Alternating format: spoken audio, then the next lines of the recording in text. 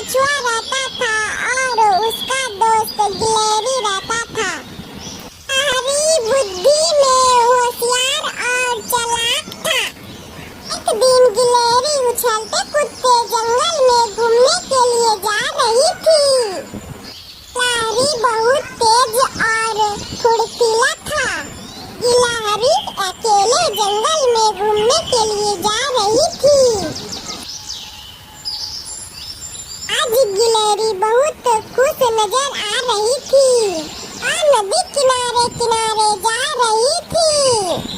गिलहरी आज सोचते हुए जा रही थी कि आज नदी मुझे पार करना है। ये देखना है नदी के उस पार क्या है। गिलहरी चलते चलते नदी के किनारे पहुंचा। गिलहरी नदी किनारे पहुंचकर सोचने लगी, अब नदी पार कैसे करूंगा, मुझे जो तैरने के लिए नहीं आता है। गिलहरी इधर उधर देख रही थी। गिलहरी को कछुआ अपनी ओर आता हुआ दिखाई दिया। कछुआ धीरे धीरे गिलहरी के पास आ रहा था। कछुआ ने सोचा, लगता है गिलहरी को कुछ परेशानी है।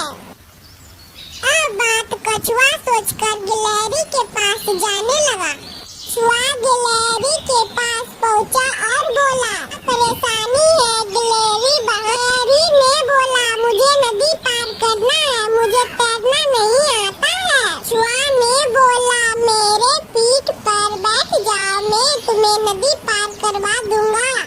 गिलहरी कछुआ का पीठ पर बैठ गया और नदी पार करने लगा। गिलहरी को पानी देखकर बहुत डर लग रहा था। गिलहरी डर के मारे दोनों आंख बंद कर लिया था। कछुआ ने गिलहरी को नदी पार कर दिया। गिलहरी ने बोला, आज से तुम मेरा अच्छा दोस्त हो। और गिलहरी ने कछुआ को धन्यवाद दिया। गिलहरी नदी पार कर जंगल घूमने लगा। गिलहरी जंगल में फल फूल का नजारा देख रही थी। जंगल में घूमते घूमते गिलहरी को बहुत जोर से भूख लगी। जंगल में मीठे मीठे फल खाने लगे। फिर गिलहरी एक पेड़ के नीचे बैठकर आराम करने लगा। इस समय एक बाघ का आवाज सुनाई दिया। गिलहरी बहुत डर गया और वहाँ से भागने लगा। गिलहरी भागते भागते एक लोमड़ी को देखा। लोमड़ी बोली, गिलहरी बहन, तुम कहाँ भागी भागी जा रही हो। गिलहरी डरते हुए बोली, भागो, पीछे बाघ आ रहा है। बात सुनकर लोमड़ी भी डर गई और वहाँ से दोनों जंगल से जाने लगे।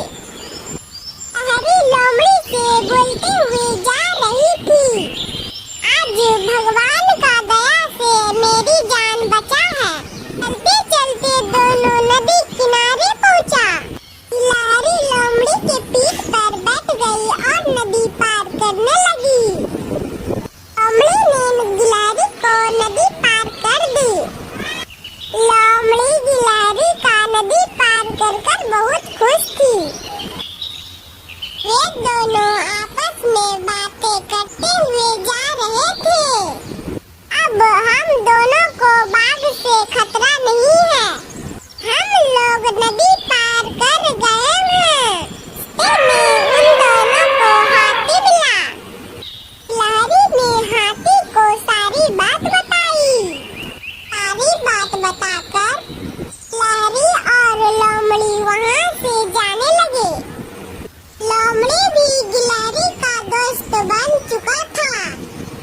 लोमड़ी भी गिलहरी को अच्छा मित्र बोला। हाथी लोमड़ी और गिलहरी से मिलकर बहुत खुश था। देखिए।